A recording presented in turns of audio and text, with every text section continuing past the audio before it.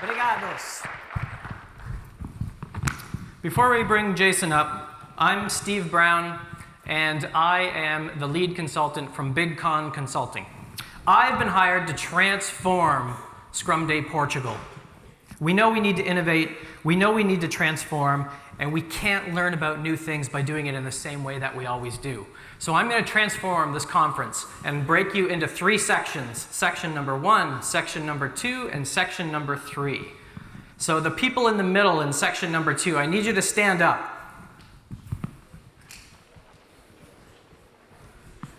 Excellent. And I need you to start clapping.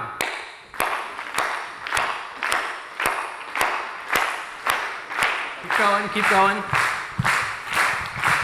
When I point at section 1, say ooh.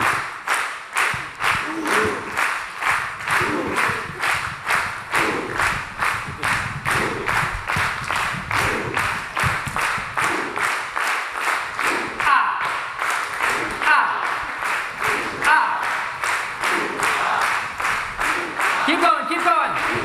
Louder.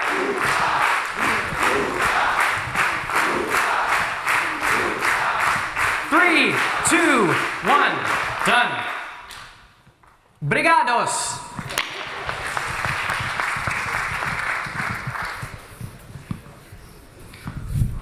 All right. Sorry I'm a bit late. What did I miss? What did I miss? Sounded pretty exciting though. My name is Jason Little and I am from Canada. I'm excited because hockey season starts next week, so the madness that was the football match yesterday will continue in Canada for quite a while. So, why isn't transformation as easy as what Steve just did? Why is it so hard? Something completely new, and we transformed the entire room. Raise your hand and don't be shy. Who thought that was stupid? What a stupid way to open a talk. Raise your hand. Okay. What about, who thought it was pretty cool and exciting and fun? All right. And who was just kind of, well, everyone else is doing it, I might as well do it too. And some hands there. We underestimate the social aspect of change. We know it's difficult. Has anyone read any studies about why change fails? Or you've heard about the 70% of all changes fail? Has anybody heard that before? A few.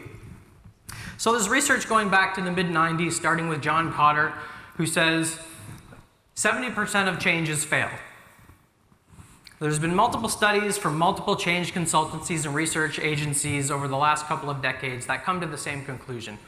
And there's another organization in the Agile space called Version 1.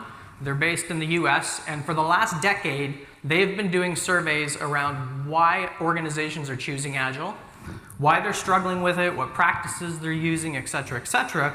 And over the last 10 years, the top 3 barriers have been exactly the same, right down to the percentage. Anybody have an idea about one of those top 3 are? Yell it out. Fear, people? Fear, I heard? Culture. Failure to change culture is one of them. General resistance to change is usually rated as number 1.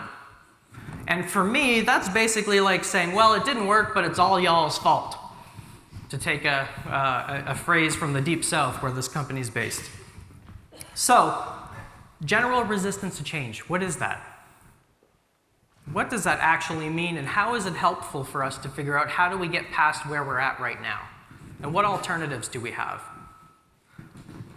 For those who might be familiar with a company called Xerox, there's an interesting story about their Park research facility in the 70s.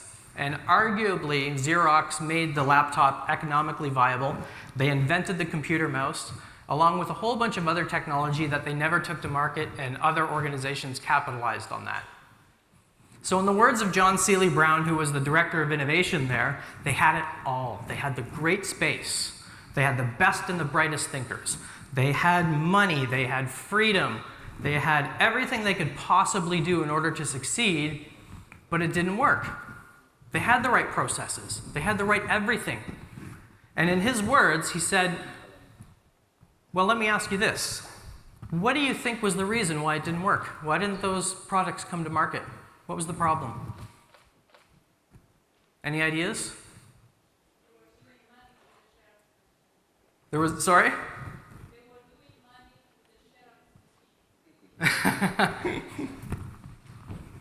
Relationships. He didn't spend time developing relationships with the people who ran all the big business units. So they were just thought of kind of this crazy off to the side bubble that, wore t-shirts and had pool tables and ping pong tables and foosballs and things like that, which is sort of the pattern of what I see nowadays, at least in the banking sector in Canada. We get this really cool space.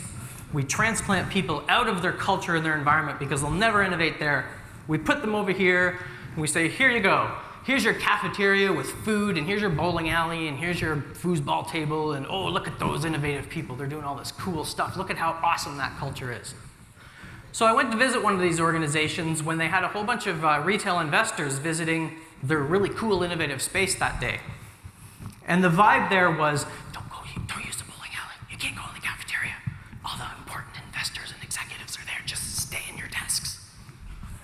Which for me was just a bunch of BS. If you're going to build an innovative environment, you want people to see what it's really like. But there are alternatives.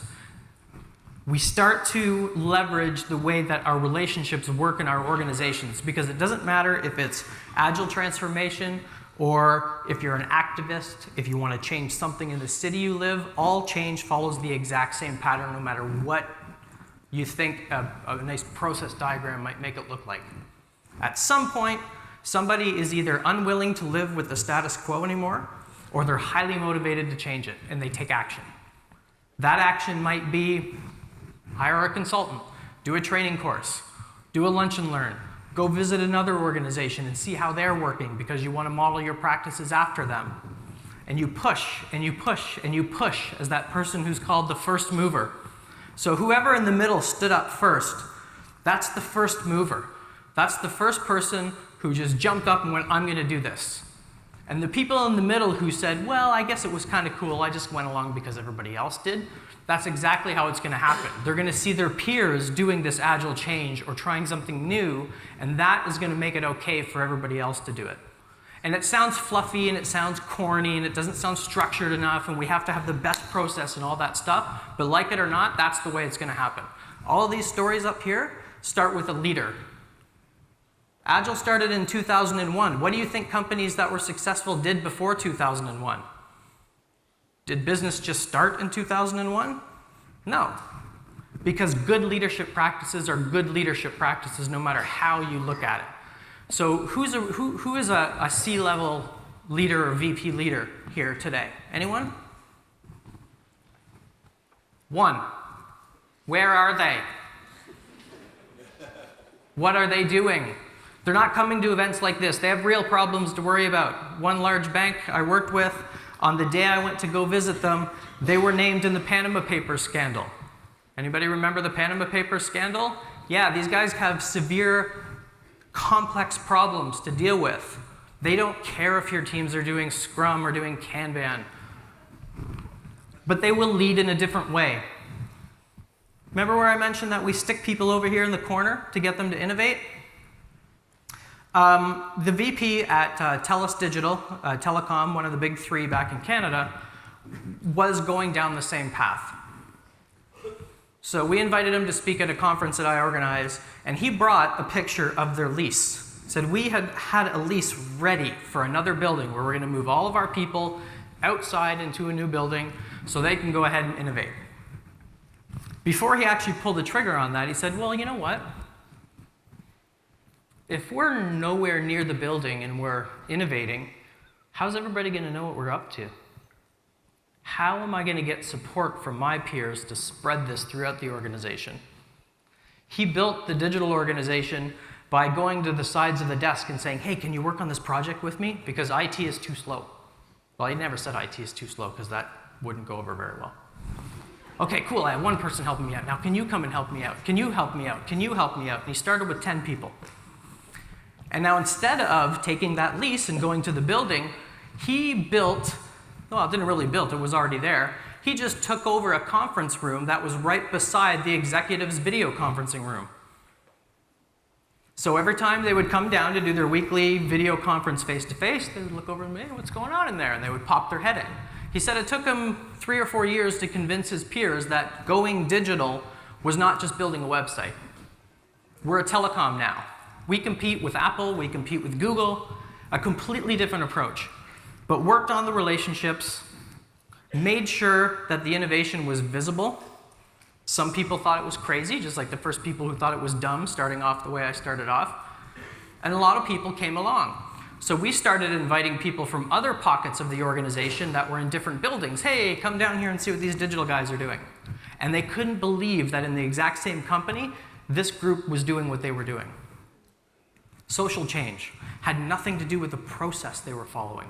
These guys actually did start with the Spotify model as well. They went, oh, that looks kind of cool, maybe we'll structure that way. And they're completely different now as well. I'm also a consumer of their products and services, and I can see a huge difference in the services that I'm getting as a consumer as well. Other organizations, we've talked a lot about learning, and we've talked a lot about failure, and you need to fail in order to succeed. Who believes that? You have to fail in order to succeed. Okay, yeah, almost half. The large organization that I mentioned that was named in the Panama Papers scandal, their head of transformation says it a different way. You don't have a license to fail. You have a license to learn. And there's a chasm of difference between the two. If you make it okay to fail, you breed a culture of incompetence. Oh, well, we failed. Let's just try again. You know, we experimented. We tried to put this new module on our new spaceship. Oh, and it crashed and 30 people died. Whatever, we failed. Let's just move on and go to the next. Sounds nice when you're talking about it in slides, but it is really, really difficult to do. And the way it happens is through relationships. It happens when leaders go first and they make it okay for everybody to follow. In fact, at this organization where the head of transformation said you have a license to learn, we brought 200 of their leaders together. We do this every year, every summer. And we get everybody together in a room, and we do some type of experiential exercise. So it's not just they bring in a bunch of experts and they yell information at you and you go home and not do any of that. They bring people in the room and get them to do something. So from the stage, the C-levels come up and say, here's our big 3 problems we want to solve. This is what we're going to do today. They do a very quick speech, and we start working on stuff. And out of those 2 days come a whole bunch of little one-page change plans, or for people who are familiar with Lean, A3 problem-solving reports, or canvases, something very lightweight that says, what are we going to do over the next 6 months in the context of these 3 problems? 6 months after that, we get a smaller subset of these people back together. What happened? Who's worked? Who's didn't work? Great, let's do it again. Get everybody back in the room again. And this year, we did it a little bit differently. 70% of the people were invited because they were in recognized leadership positions, and the other 30% were volunteer. Who wants to be part of this? Didn't matter where they were in the hierarchy of the organization the second time around. People were invited and they could opt in and see what was going on. So complete transparency. In fact, on stage, a room maybe 3 or 4 times the size of this room, 3 screens in the back, they were fielding live questions from the audience. Is anybody here in corporate communications? Probably not, I would think. So usually at these big events, what happens?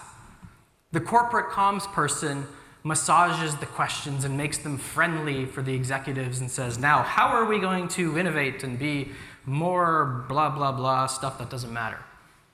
They just let raw questions show up on the wall on the screen behind them as they were talking. And one person asked a question, okay, you keep telling us how we have to change. What are you going to do? To the CTO. I saw the question pop up, and I'm like, well, it's a good thing this is anonymous, because that would be that person's last day. There's no way. So because they were using a tool called Slido, SLI.do, and I do not get commission, but it is a great tool, questions went right up, and you can vote anonymously on your phone as well. So that question went right up to the top, and he answered it. He didn't duck it.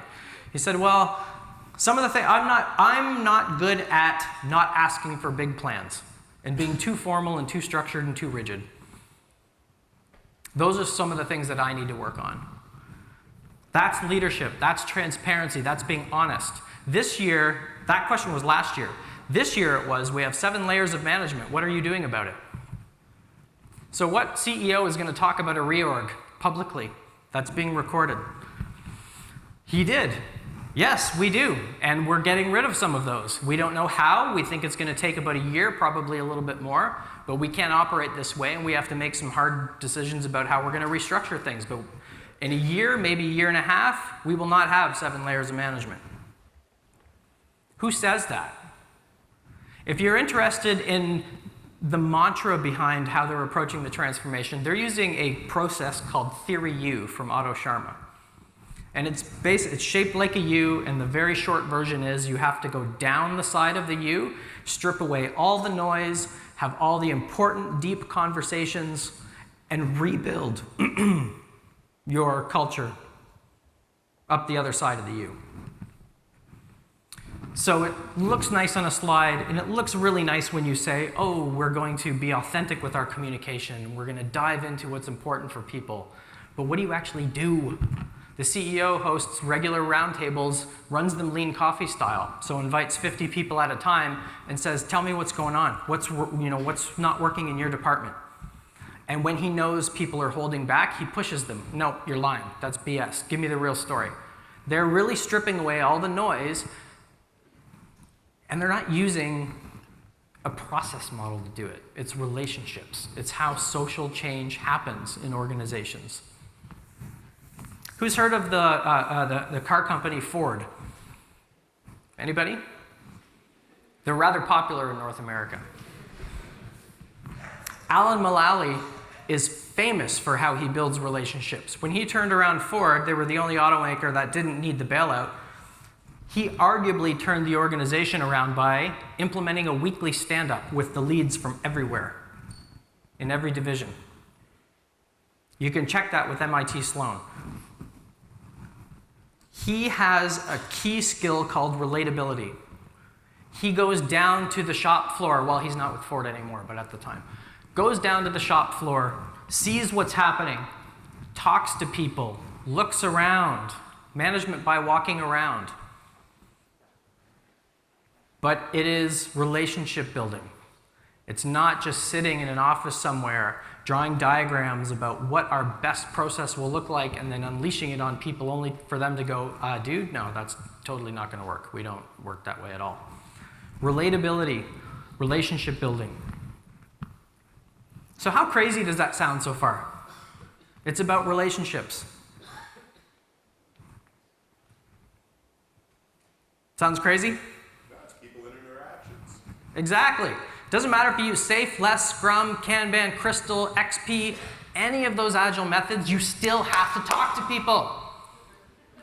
You still have to get your 200 teams who just decided to go rogue and implement Agile however they want to go to the ops people who are royally screwed by now having to work with 200 different processes and deployments and have them broker a conversation. And that's a true story. Large organization, 0 to 200 teams in 1 year.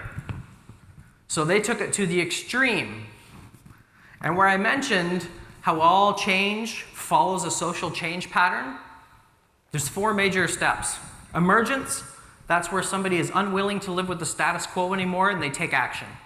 And it's unstructured and it's chaotic and it feels messy to everybody. People are trying to create little handshake agreements on how they're going to work together. And then at some point, things start to coalesce, which is the second stage. There's a little more formality around it. Is anybody in the audience kind of known as the Agile guy or the Agile girl in their organization? It's not your official title yet, but it will be, because the next stage is bureaucratization, and that's where it's, oh, those Agile people are out of control. We need somebody with strong command, strong control. They need to come in and get those rogue people under control. By the way, we're going to hire Steve Brown from Big Con Consulting, and he's going to bring us our awesome process. Because nobody ever gets fired by hiring IBM, right? That's a saying in North America. If you buy a $12 million process from IBM, who cares if it doesn't work? You hired IBM. They're the best. So once we get to bureaucratization, that's where you now have a VP of Agile, or you have some formal group creating a centralized process, forcing other people to behave in the same way. And that leads to the last step, which is decline. Decline of the movement really starts in coalescence.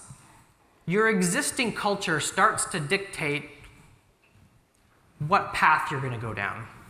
Are we going to go down the structured process path, or are we going to go down the more, who cares what the teams are doing? I have team 1 here, and team 2 here, and team 3 there, and they all need to release on this date. I don't care if you're Scrum and you're Kanban and you're Waterfall, but on that date, get your stuff ready and integrated to go to production. And let the teams figure it out themselves. Because they're going to do it anyway. They're always going to work around the constraints imposed on them by an outside group. So we can choose to go down the, let's get in a COE, an Agile Center of Excellence, or a VP of Agile, and that is going to run its course. We like to think that change kind of happens, hire that group in a linear way, and we're going to arrive at the new status quo over here, or our magical future state. But it happens more in waves. We start off with some, we don't really know where we want to go. And things start to emerge, and then they start to coalesce. And then we hit bureaucratization, and then the fall starts happening into the valley of despair. Oh my God, it's been 18 months in this organization, and we still haven't delivered anything in that innovation lab. Maybe we don't have the right Agile mindset. Let's go whip them on Agile mindset training. Now let's just get rid of all those people and do it over again. And the wave starts again. Us consultants like to say it happens in a linear way, because why would you hire me if I can't tell you exactly how it's going to work? It's going to happen in waves no matter what. Decline being the last step of how social change happens. There's a few different things that happen in decline. Number one, it could have worked and you just didn't know it. I worked in one organization where they went from doing projects with 700 documents to start off because of their governance process, and they got it down to like 300. And we laugh in Agile and go, ha ha ha, this shouldn't happen, they should be more Agile, that's not the mindset. Are you kidding me? They cut their mandated documentation in half, saving millions of dollars in time in the process. That's a huge victory, but we see that as a failure. So decline can mean that the change has run its course and you got the benefit of it, or partial benefit of it, and it worked, so celebrate it. Other successes can be, and I see this all the time, if the organization is running really slowly, but the Agile mindset people or the coaches or the early adopters in the organization are running too fast, they get frustrated and they're the first people that leave. Because the organization can't keep up. So in one sense, if you're one of those very strongly believe in the values and principles and mindset, sometimes you have to slow down a little bit. Because every organization has its own natural pace of change. The banks in Canada are a great example. There are what is called an oligopoly. That means there's the big five, arguably the big six, and they don't really need to innovate, they just need to keep everybody out of their backyard. It's the same in telecom. There's the big three. They don't really need to innovate and run at an extremely fast pace. They just need to keep other people out of the wireless spectrum. So decline could mean that it didn't work at all either. And we tend to get a little paranoid in our analytics, and we try to compare things. Okay, our change didn't work. Well, I read this case study about a company in 1931 where it didn't work either, so we must have made the same mistake. But it's a completely different time. Just drop it. If it didn't work, wipe the slate clean, have the ugly conversation, it didn't work, and try again. Where Alex showed Spotify up there. They reinvent themselves constantly. So if I'm brand new and I look at that diagram, and they've been at it for what, 6, 7 years, easily? It's going to take me, as my organization, 6 or 7 years to get to where they are today. There's a time delay and a lag. And it's not going to work every single time. But we want to focus on having a license to learn, not a license to fail. So patterns are patterns. I've worked with 2-people organizations up to 400,000 person organizations, and the patterns are all exactly the same.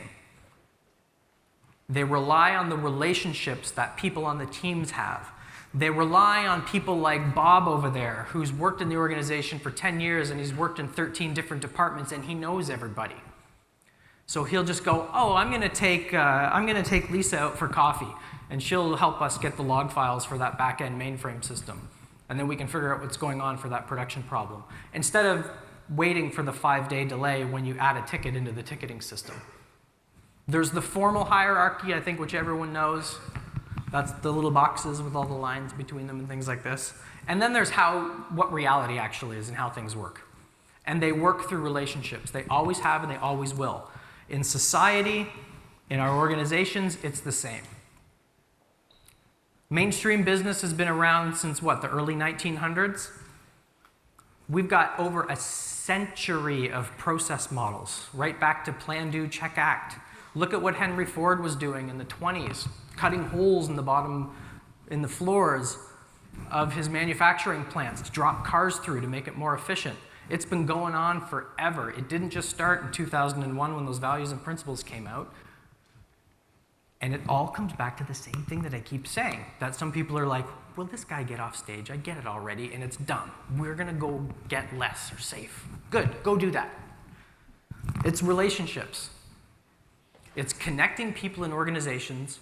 If you're a change person, you know, the 4 or 5 people that raised their hand and said they're kind of the Agile guru, you work in the white space, and you try to connect those relationships together between people. One organization where I worked, we had people coming to us as the coaching group and said, why are you sending us on PMI waterfall training when we're in the middle of an Agile transformation? And I said, well, we're not, but we have some alternatives. Now, instead of trying to attack that problem and saying, oh, we now need to force people to stop doing this and we need to swim against the current of power, if you know what I mean by that, I went, okay, well, who's responsible for training here? Learning and development.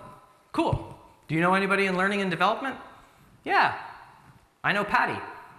I can't do an Irish accent because my director was Irish. And she's like, yeah, Patty and I are friends. That was bad. So I said, okay, cool. Can you just send us an intro through email because we have some suggestions for training courses? Okay. So I took Patty out for coffee and said, oh, we're doing this Agile stuff over here. It's kind of a different process model for how you deliver things, blah, blah, blah, blah, blah. We have some other training courses that we'd like to get on the curriculum. How do we do that?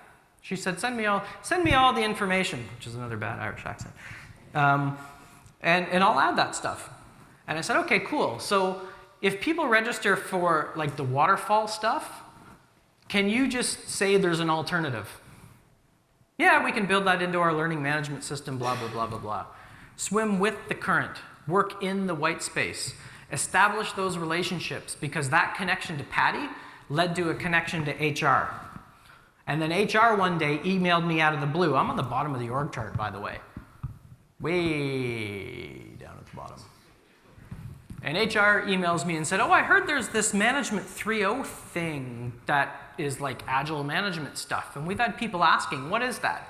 So me, lowly worker bee, had coffee with the VP of HR and said, oh, here's what it is. And within a couple of weeks, it's on the official curriculum.